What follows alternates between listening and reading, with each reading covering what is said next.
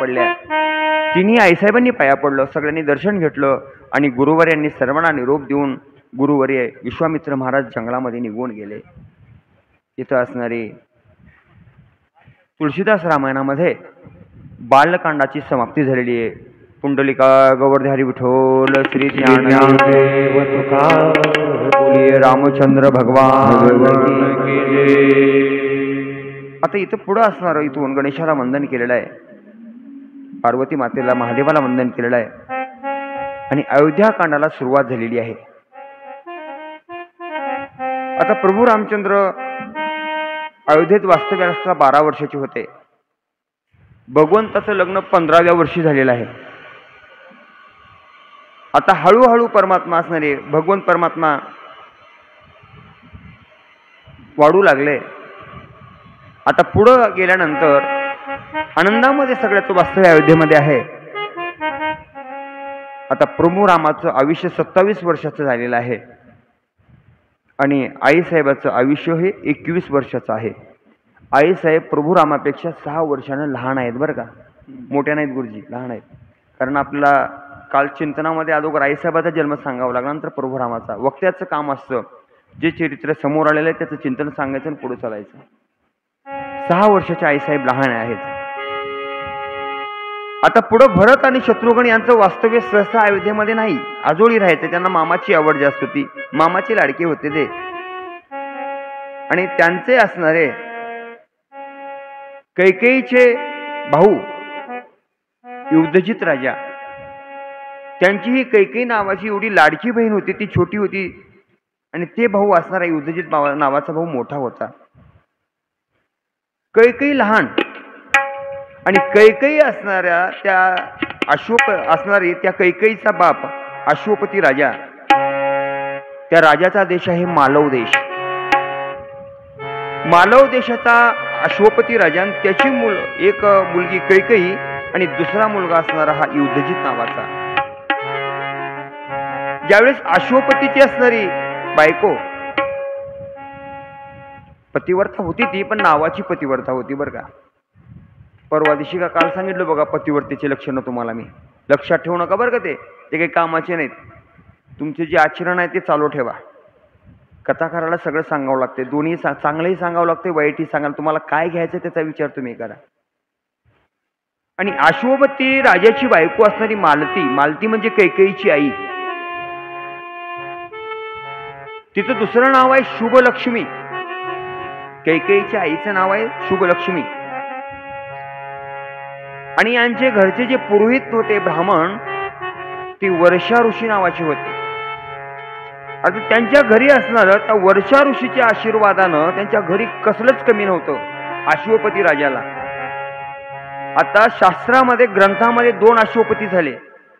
एक अश्वपती सावित्रीचे वडील, सत्यवान सावित्रीचे वडील एक अश्वपती राजा, आणि कैकेयीचे वडील हेही अश्वपतीच आहेत.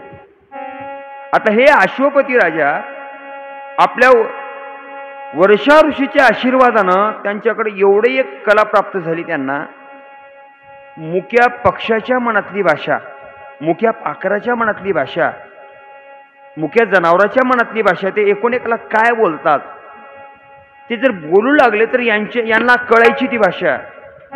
आणि अशा प्रकारचं त्यांना त्यांच्या गुरुचा आशीर्वाद भेटला. आणि ते कुठेही समजा जर चिमणा चिमणी बोलू लागले ना, त्यांच्या बोलण्यामध्ये ते रमून जायचे.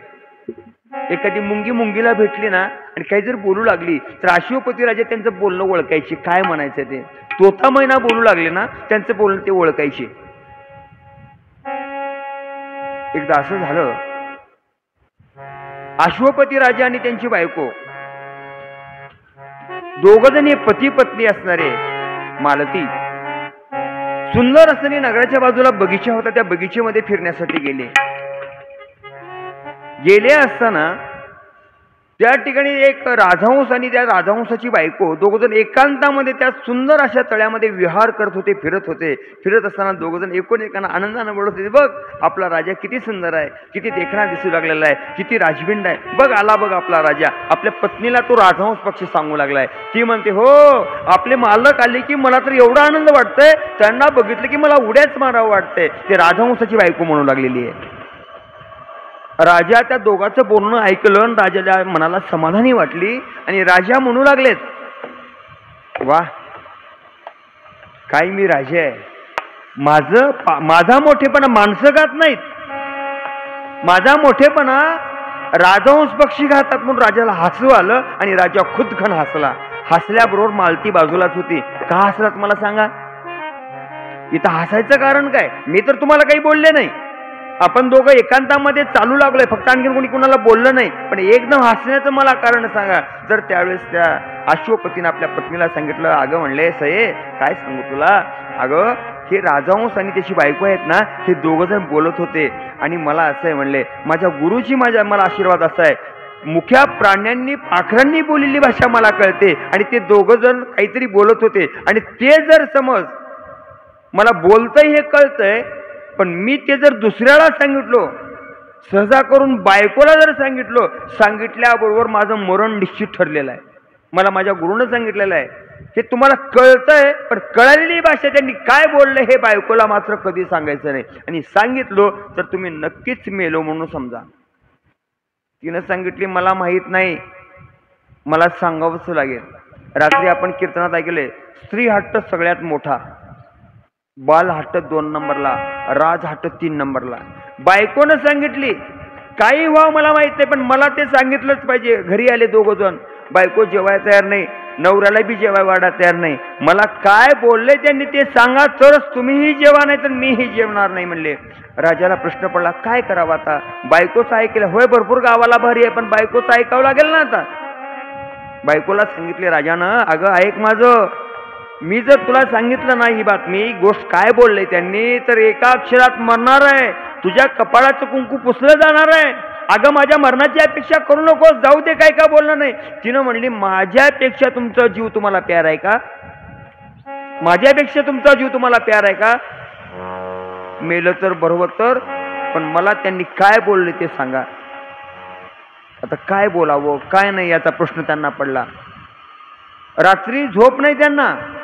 आपल्या गुरुकडे गेले, वर्षा नावाच्या ऋषीकडे गेले, गुरुला म्हणू लागले, गुरुवर्या काय सांगू, बायकून हट्ट धरलाय, ती म्हणते एक तर मला सांगा तुम्ही मेलं तर हरकत नाही, नाहीतर मी तुम्हालाही जगू देणार नाही, नाहीतर मी तरी मरेन, काय करू. त्यावेळेस त्यांनी सांगितलेलं आहे, बायको मेली तर काही हरकत नाही, मरू दे ना तिला, तू सांगूच नकोस तिला, मरू दे ना तिला. त्यांनी सांगितलं बायको मेली तर चालली असती हो, पण ती गरोदर आहे ना, 9 महिने संपत आले तिला. आता आज रात्री 12 वाजता तिला 9 महिने संपतात, ती बाळंतीण होणार आहे. त्या गुरुनी सांगितलं, अरे म्हणले अश्वपती राजा, तुझी जी बायको आहे ना ती मरायच्याच लायकीची आहे म्हणले, तिच्या पोटी होणारं रत्न हे कन्या रत्न आहे, तिला मुलगी होणार आहे. आज रात्री ठीक 12 वाजता ती बाळंतीण होणार आहे. आता 6 वाजू लागले, त्याच्यासाठी तू एक कर, तिला गोड बोलत बोलत बोलत वनात घेऊन जा आणि तिला सांग ही जी चिंतन सांगायचं आहे ते घरी सांगायचं नाही, वनात एकांतात फक्त तू आणि मी असली की सांगायचं मन, आणि वनात जाऊन तिला चिंतन सांग. आणि सांगेपर्यंत काय कर, तिला काहीतरी दुसरंच बोल, 12 वाजेपर्यंत दुसरंच बोल, ते चिंतन सांगूच नकोस, चिंतन सांगूच नकोस. आणि एकदा तिनं बाळंतीण झाली की लेकरू काढून घे आणि तिला वनात सोड आणि तू निघून ये म्हणले. त्यांनी म्हणलं मग आता ती मुलगी होणार, त्या मुलीचं पालन पोषण कोण करणार. त्यावेळेस त्या ऋषीनं त्यांना सांगितलं, अरे काळजी कशाला करतोस, तिची दाशी आहे ना मंथरा.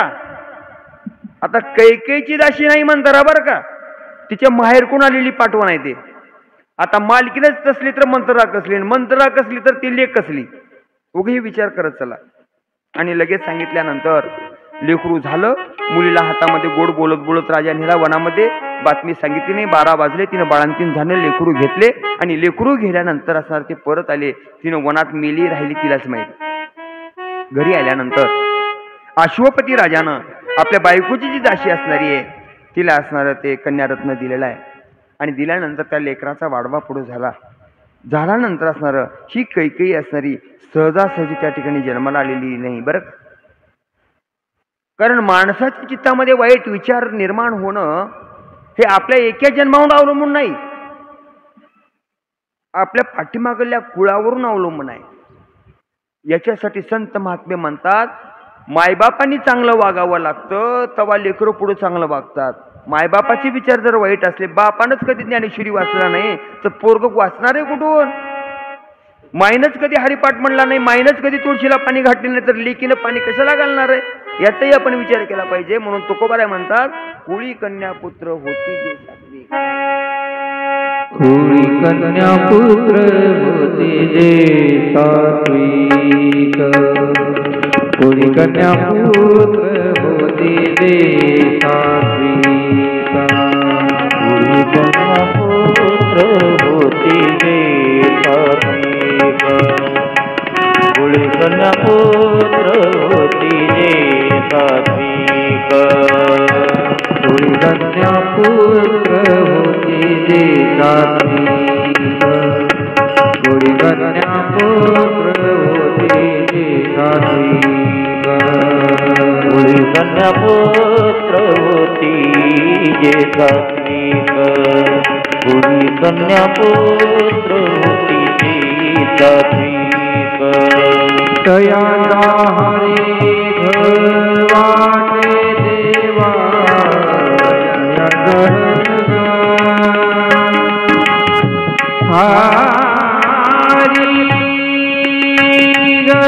दया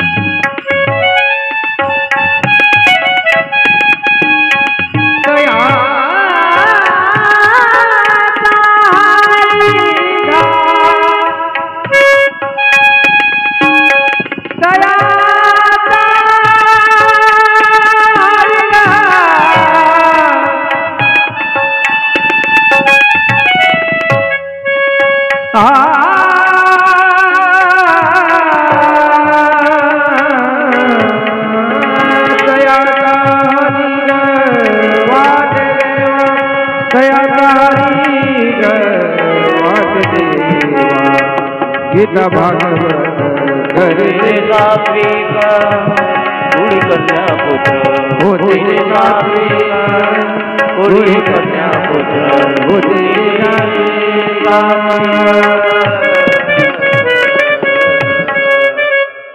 देवाला आनंद वाटतो त्याच्याबद्दल. लेकरं जर चांगली जन्मली ना तर एवढा आनंद देणारे पुत्र असावे लागतात बरं का.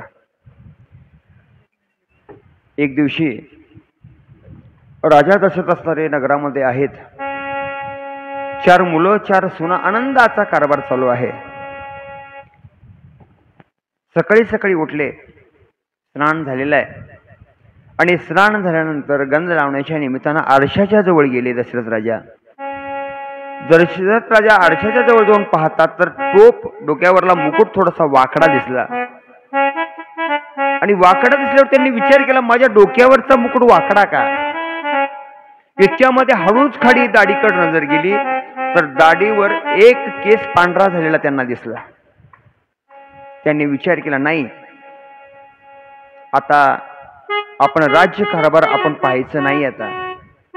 आता आपण गादीवर रामाला बसवायचंय. आता नको. आता आपण फक्त देवाचं भजन करायचंय, देवाचं चिंतन करायचंय, देवाचं मनन करायचंय. तुम्हाला सांगतो, वयाची 50 वर्ष झाली ना, संसारातला हाव सोडून देत चला आणि संसारातला हाव सोडून फक्त भगवंताच्या नामचिंतनाला महत्व देत चला. रामनामाची माळ जपा, कृष्ण नामाची माळ जपा, शिव नामाची माळ जपा. संसारात माझं माझं म्हणू नका.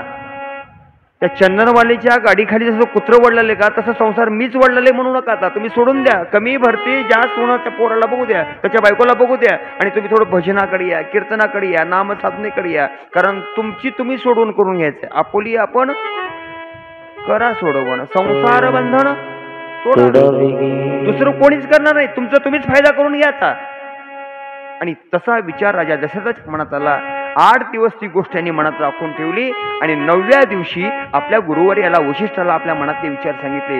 गुरुवर्या, आता मला संसार करायचा नाहीये, रामाला मला गादीवर बसवायचं आहे. लगेच होकार दिला गुरुवर्यांनी आणि सांगितलं आत्ताच्या आत्ता उद्याच गादीवरती बसवायचं आहे. आणि ही बातमी रामाला सांगण्यासाठी असणारी गुरुवर्य निघालेले आहेत. गुरुवर्य रामाला सांगतात, रामा आता दशरथांना कारभार पाहायचा नाही, आता लवकरात लवकर तुम्हाला गादीवरती बसवायचंय आणि उद्याच राज्याभिषेक करायचा आहे. असं म्हणल्यानंतर आनंदात अयोध्यामध्ये एवढा आनंद झाला. आता उद्या रामलल्ला गादीवरती बसणार.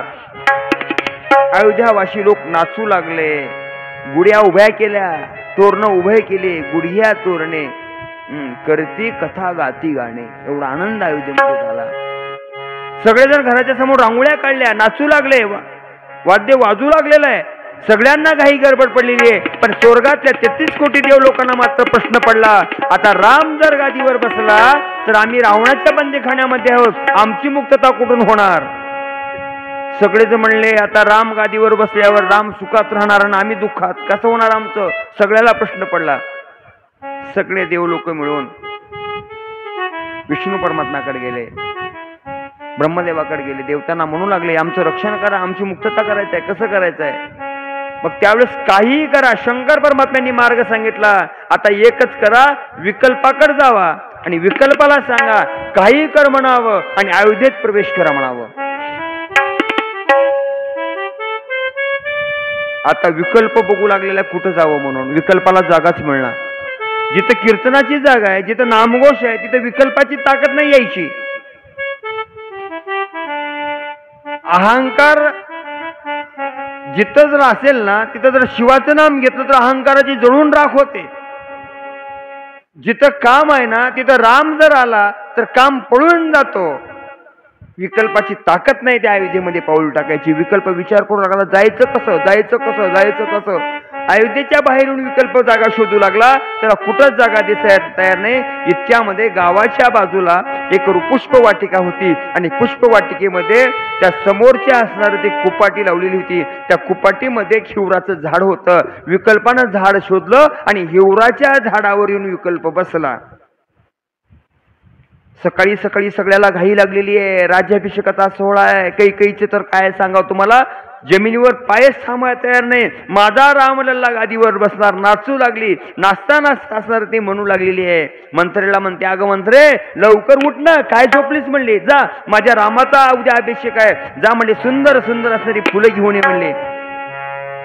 आणि पहाटेच्या वेळेमध्ये मंथरा त्या सुंदर असणाऱ्या फुलाच्या बागेमध्ये फुलं आणण्यासाठी गेली.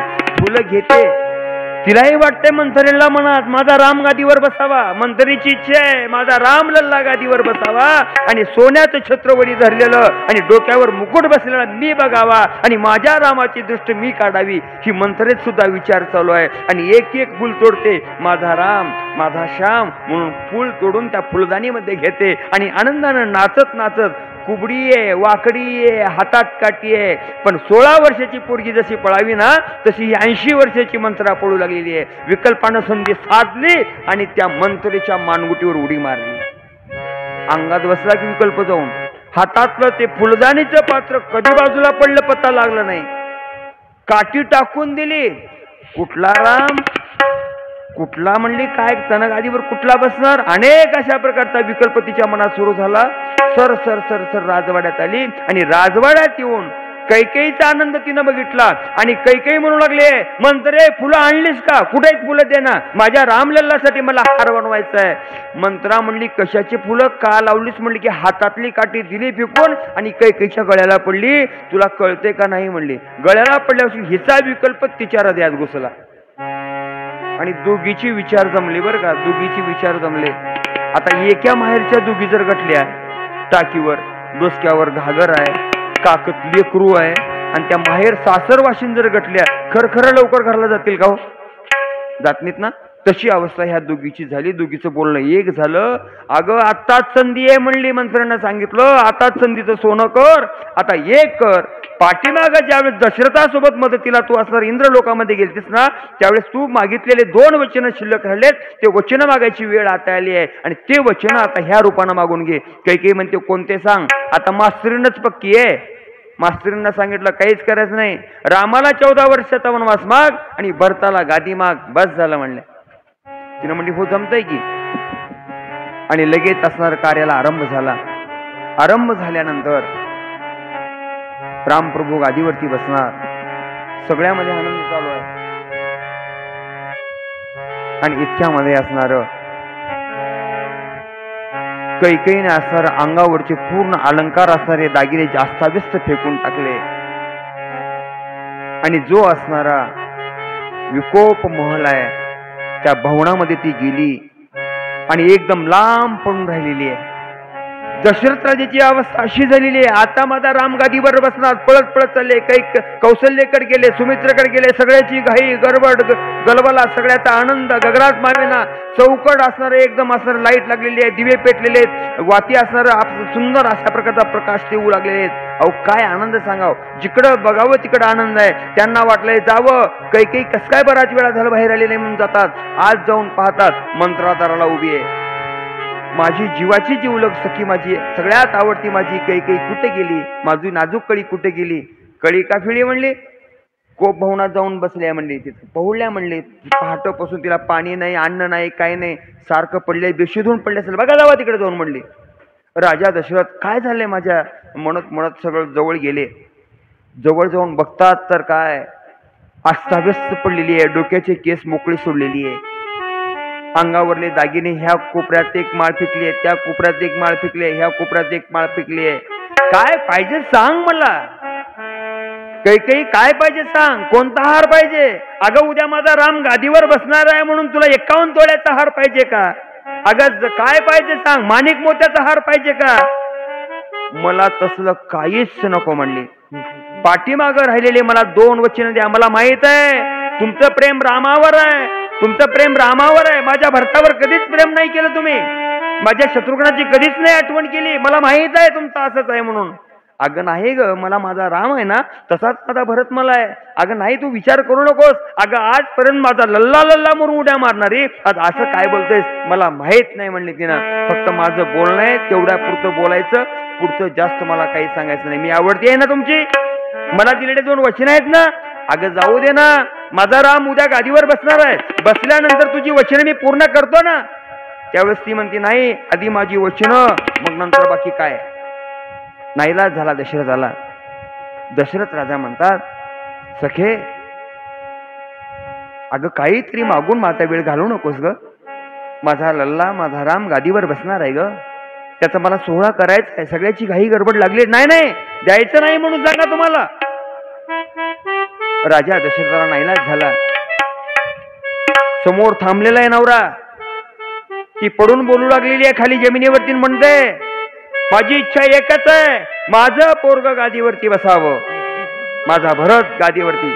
ये रे मने आहे वाटत से जीवा, ये रे मने आहे वाटत से जीवा, ये रे मने आहे वाटत से जीवा, ये रे मने आहे वाटत से जीवा, ये रे मने आहे वाटत से जीवा, ये रे मने आहे वाटत से जीवा.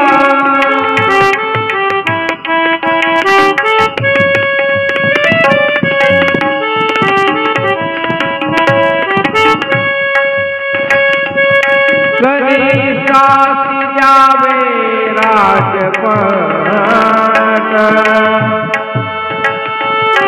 ज्येष्ठासी धाडावे दुरित गंधरा, दही समाचार त्याचा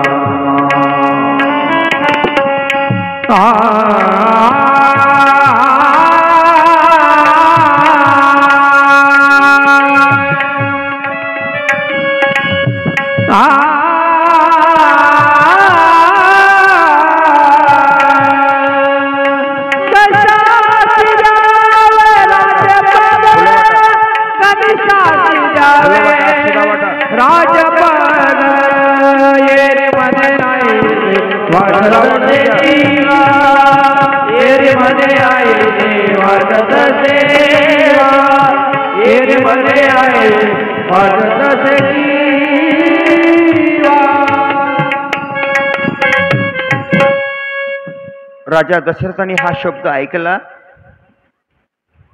तुझ्या मनातली इच्छा आहे भरत गादीवरती बसावा. दुःख नाही वाटलं बरं का, दुःख नाही वाटलं. कारण दशरथाला माहित होतं माझा राम गादीवर बसला काय, माझा भरत गादीवर बसला काय, मला सारखाच आहे ना. पण माझा राम हे हावरट नाही ना, मलाच गादी पाहिजे, मलाच गादी पाहिजे म्हणाला. अरे आनंदच आहे, जाऊ दे, ठीक आहे. काही दिलं तुला, पहिलं वचन माझं देऊन टाकलेलं आहे. लगेच म्हणते एकात नाही थांबलं, दुसरं आहे ज्येष्ठासी धाडावे दिगंता, त्याचा नये समाचार, त्याचा कानाला सुद्धा समाचार येऊ नये. त्याला 14 वर्षाचा वनवास सांगितला. याच्यासाठी सांगितला हे घरच्या बाहेर गेलं ना निघून लांब की काहीतरी हिंस्त्र पशु येतील, त्याला खाऊन टाकतील आणि माझंच पोरग गादीवरती बसेल, अशी मनातली इच्छा त्या ठिकाणी सांगितल्याबरोबर दशरथाची अवस्था केविलवाणी झाली. राजा दशरथ धाडकन जमिनीवरती कोसळले आणि बेशुद्ध होऊन डोळे पांढरे करून पडलेले त्यांनी. त्यावेळेस काही म्हणते मला वाटलंच, मी नावडतीये ना, मी धाकतीये ना, माझा भरत तुम्हाला आवडत नाही ना, त्या मोठी कौशल्यावर तुमचं प्रेम जास्त आहे, तिच्या पोरावर जास्त प्रेम आहे, म्हणून तुमचा एवढा लाड त्यांचा चालला होता, म्हणून रामाला गादीवर बसवायचं तुम्हाला होतं, म्हणून याच्यासाठी हे सोंग आखलंय का तुम्ही आता. असं नाही त्या अवस्थेनं बोलू लागली. त्यावेळेस दशरथ राजा डोळे पांढरे केले, शुद्ध हरवलेली आहे. राम राम रामा रघुनंदना, मला तुला पाहायचंय रे, असं म्हणून शोक करू लागले. उठावं म्हणलं तर अंगामध्ये थोडा सुद्धा जीव नाही. कालचा उपवास होता, राम उद्या गादीवर बसणार आहे म्हणून. आणि व्याकुळ अवस्थेमध्ये फक्त जटायून जसं तोंडानं राम राम म्हणावं तसे माझे राजा दशरथ राम राम म्हणू लागलेले आहेत. म्हणता म्हणता बराच वेळ झाला, दशरथ राजा दिसत नाहीत. म्हणून इतक्यामध्ये असणारे वशिष्ठ गुरुवर्य त्या ठिकाणी कैकेयीच्या सभा महालाकडे येऊ लागले. आत प्रवेश करतात तर दाराला मंथरा दिसते. मंथरे, राजा दशरथ आलेत का? आलेत, आत आहेत, जावा, काय पाहायचं तेव्हा जा म्हणले. म्हणल्यानंतर गुरुवर्य आज गेले. आजचं चित्र वेगळंच दिसलं. राजा बेशुद्ध अवस्थेमध्ये पडलेला आहे, डोळे पांढरे केलेला आहे, मुखा वाटते फक्त राम राम राम रामच म्हणू लागलेला आहे. इतक्यामध्ये केविलवाण्या अवस्थेमध्ये जवळ गेले. वशिष्ठ महाराज राजा दशरथाच्या डोक्याला हात लावला. राजन, काय झाले तुम्हाला? अशी बेशुद्ध अवस्था काय प्राप्त झाली आहे? तुम्ही थोडं उठून बसा. नाही नाही नाही, माझ्या रामाला मला भेटवा, रामाला मला डोळे भरून बघू द्या आणि रामाशी मला एकरूप होऊ द्या. गुरुवर्या, एकदा माझ्या रामाला घेऊन या. माझ्या नाही नाही राजन, काय झाले मला सांगाव. राजन, मला सांगाव. काय बोलताय तुम्ही? मला बोला, इकडे या माझ्याकडं. त्यांना काय बोलताय तुम्ही? कैकेयीनं आवाज टाकला बाजूनं. काय झाले कैकेयी, काय झाले मला सांग. यांनी मला 2 वचन द्यायची बोलली होती आणि ती वचनं मी आज मागितलंय. त्यावेळेस यांना दुःख वाटतंय. मागं ज्यावेळेस मी कार्य केलंय त्यावेळेस माझं शौर्य वाटलं, माझा मोठेपणा वाटला, आणि ज्यावेळेस मी माझं मागणं मागते ते जड जाते आता द्यायला. अगं मग मागण्यात काय मागितलं ते तरी मला सांग. काहीच नाही, माझ्या भरताला गादीवर बसवा म्हणले आणि मी सांगितलंय की तुमच्या रामाला 14 वर्षाचा वनवास म्हणून सांगितलंय. अगं काय बोलतीस? अगं सगळा लावाजमा तयार झालेला आहे. माझा राम थोड्याच वेळामध्ये गादीवरती बसणार आहे. पंचामृताचं स्नान माझ्या रामाला होणार आहे आणि झाल्या उशीर दिव्य दिमाखात माझा राम गादीवरती बसणार आहे. आणि तू रामाला वनवासाला पाठवते म्हणतेस, तुला शोभते का बोलायचं? तुम्ही याच्यात भाग घ्यायचा नाही.